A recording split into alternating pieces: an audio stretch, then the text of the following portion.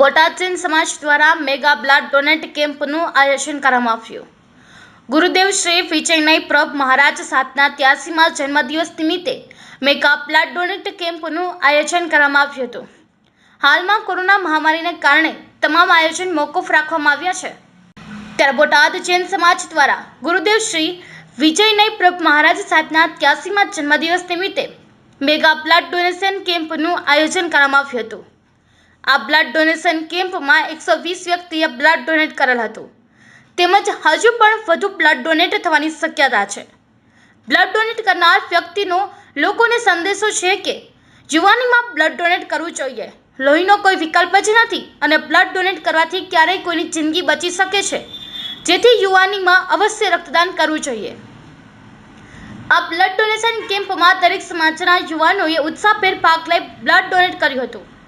Bureau report લોકસમના news Botad.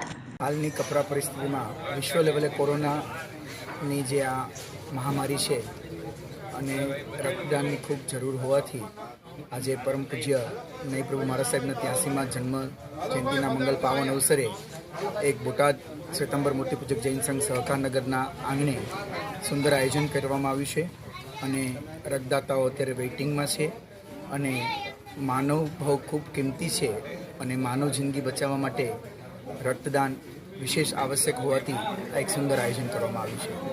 આજ બોટાદ નગરે પૂજ્ય દાદા ગુરુદેવ આચાર્ય શ્રી મોતીપ્રભ સુરેશ્વરજી મહારાજ સાહેબના 38મા સ્વર્ગવાસ દિન નિમિત્તે તથા પૂજ્ય દાદા ગુરુદેવ આચાર્ય શ્રી વિજય નયપ્રભ સુરેશ્વરજી મહારાજ સાહેબના 83મા જન્મદિવસ નિમિત્તે આજ રોજ મેગા બ્લડ ડોનેશન કેમ્પનું આયોજન કરવામાં આવ્યું છે।